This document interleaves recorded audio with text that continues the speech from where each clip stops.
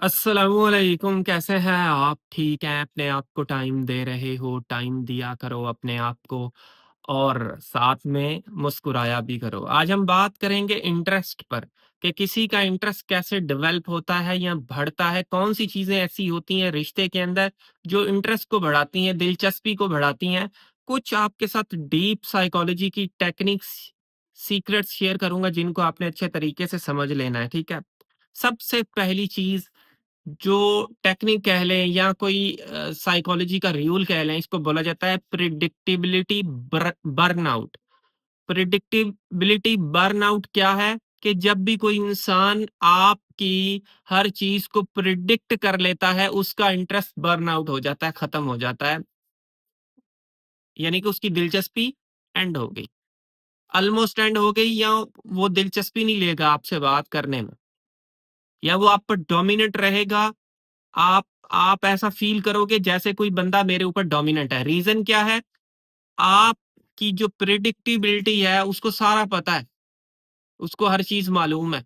उसको पता है इसने मुझे ब्लॉक किया है तो 2 घंटे बाद इसने अनब्लॉक कर देना है। उसको कॉन्फिडेंस है, और वो कॉन्फिडेंस किसने दिया? आपने दिया। और उस कॉन्फिडेंस देने की वजह से उसका जो इंटरेस्ट है आप में वो कम होता जाता है। और अगर आप अपने आप को देखें, आप अगले बंदे के एक्शंस को, अगले बंदे की चीज़ों को प्रिडिक्ट नहीं कर पा रहे कि वो क्या करेगा। आपको ये डर है वो वापस नहीं आएगा। अगर आप बात नहीं करते, आपको लगता है उसने वापस नहीं आना, उसने तो बात ही नहीं करनी, वो तो चला जाएगा, वो तो छोड़ देगा।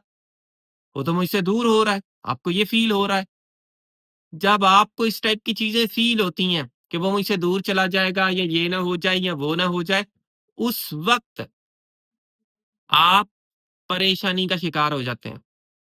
आप डिप्रेशन का शिकार हो जाते हो। समझ रहे हो?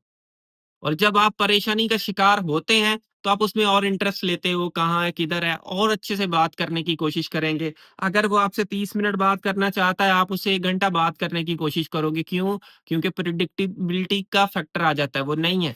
तो आप उसको और जान आपका दिमाग या दिल कहता है मैं और जानूँ, जिस वजह से आप और दिल करता है बात करने का।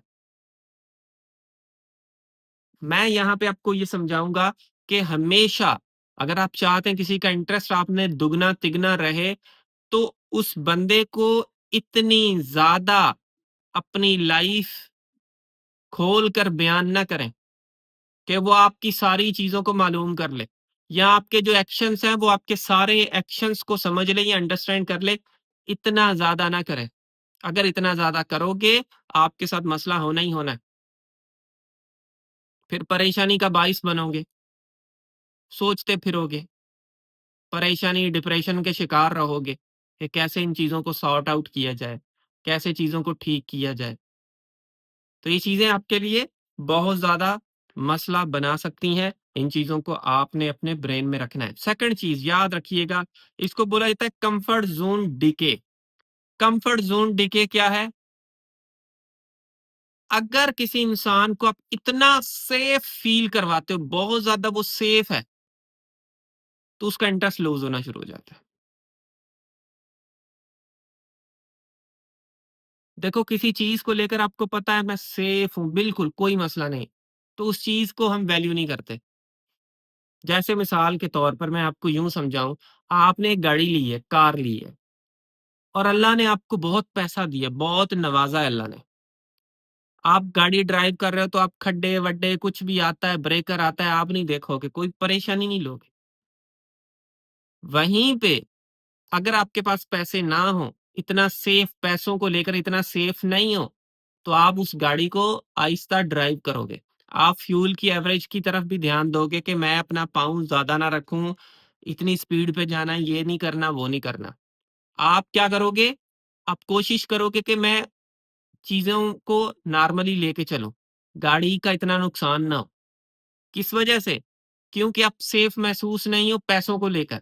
अगर रिश्तों को देखा जाए, अगर कोई बंदा आपको लेकर सेफ महसूस करता है, तो वो आपको वैल्यू नहीं देता, आपको वो ब्रेकर्स में मारता है, खड्डों में मारता है, आपको वो रुलाता है, क्योंकि आपने उसको सेफ महसूस करवाया है। इतना भी किसी इंसान को सेफ महसूस ना करवाएँ कि वो बंदा आपको खड्डों में मारे, गड्ढों में मारे। वो आप फ़ील करवाते हो कि भाई आप जो मर्ज़ी करो मैं हूँ। जिस वज़ह से ऐसे हो रहा है। आप उस बंदे की इतनी केयर करते हो, उसको खड्डे में नहीं मारते कभी, यानी रिजेक्ट नहीं करते कभी, क्योंकि उसने इतना सेफ फ़ील करवाया ही नहीं आपको। करवाया होगा थोड़ा बहुत, इतना नहीं करवाया होगा। तो आपका इंटरेस्ट क्या हो रहा है, डबल ट्रिपल हो रहा है, किसी तरीके से ये, किसी तरीके से वो हो जाए, ठीक है? फिर एक और चीज़ आती है, इसको बोला जाता है द एफर्ट इग्नोरेंस सिंड्रोम। जितनी ज़्यादा आप एफर्ट करते हो, उतना ज़्यादा वो आपको एप्रिशिएट कम करता है, और जितना एप्रिशिएट कम करेगा, उतना उसका इंटरेस्ट आपसे लूज़ होगा। आप देख लें, चीज़ों को देख लें, ऐसे ही हो रहा है आपके साथ। उसका जो इंटरेस्ट है, वो कम हो रहा है अब। किस वजह से? क्योंकि आपकी एफर्ट्स बढ़ रही हैं, एफर्ट्स बढ़ रही हैं, उसका इंटरेस्ट कम हो रहा है, वो एप्रिशिएट कम कर रहा है। जब आपकी एफर्ट्स नॉर्मल होंगी या उससे भी कम होंगी, तो उसका इंटरेस्ट बढ़ेगा, डबल ट्रिपल होगा। यही बेसिक डिफरेंस है आप में और उस बंदे में, ठीक है? अच्छा, फिर एक और चीज़ आती है साइकोलॉजी के अंदर, इसको बोला जाता है perceived efforts imbalance. Perceived efforts imbalance, इसका क्या मकसद है? आप अपनी तरफ से ये सोचते हो कि ये मेरी केयर है उस इंसान के लिए, लेकिन वो आपकी केयर उस बंदे के लिए प्रेशर है, यानी कि आप उस पर प्रेशर दे रहे हो। आप तो अपनी साइड से केयर कर रहे हो, लेकिन उसके लिए वो प्रेशर लग रहा है। जब उसको आपकी केयर प्रेशर लगेगा, मुझे बताओ, वो आप में इंटरेस्ट लेगा? यही रीजन है, हम इतनी केयर करते हैं, अगला बंदा सोचता है यार ये क्या है, मेरे ऊपर प्रेशराइज मुझे किया जा रहा है। एक बंदा कहता है मेरी नॉर्मल जो लाइफ है, उसको ये बंदा जीने नहीं दे रहा। जैसे टू मच के ऐसे नहीं, गाड़ी को सेफली ड्राइव करो, सीट बेल्ट पहनो, पहनना चाहिए, मैं ये नहीं कहता, जन सीट बेल्ट पहनो जी, ग्लव्स पहन लो, सर्दी है जी, आप जी ग्लासेस लगा लो जी, वो मच्छर वाला तेल लगा लो जी, वो आपने बाहर जाना है सन ब्लॉक लगाओ, लगाओ फिर जाना है आपने, ठीक है? फला मतलब किसी चीज को, एक होता है लिमिट, एक होता है लिमिट से भी ज्यादा। आप कहते हैं मच्छर वाला तेल लगाओ, ठीक है? आप आप हंस रहे होंगे।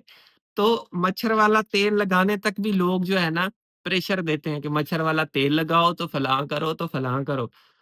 तो ये करना है आपने, वो करना है, ब्रश किया है, ब्रश करके सोना है, फलां चीज़ करो। चलें अज़कार पढ़ो, अज़कार पढ़ के सोना है भई। प्रेशराइज़ किया अगले को इतनी दफ़ा, इतनी दफ़ा। चीज़ों को थोड़ा-सा ऐसे लेके चलो भाई, वो भी आप जैसा इंसान है। इतना उसका करोगे तो उसका इंटरेस्ट आपसे खत्म हो जाना है। मुझे उम्मीद है आपने इस वीडियो से कुछ ना कुछ चीज़ें ज़रूर सीखी होंगी, so thank you for watching this video. आखिर में मेरी आप सब लोगों के लिए दिल से दुआ है, अल्लाह आपको खुशियाँ दे और आपके सारे गम धो दे। आमीन सुम्मा आमीन। अल्लाह हाफ़िज़।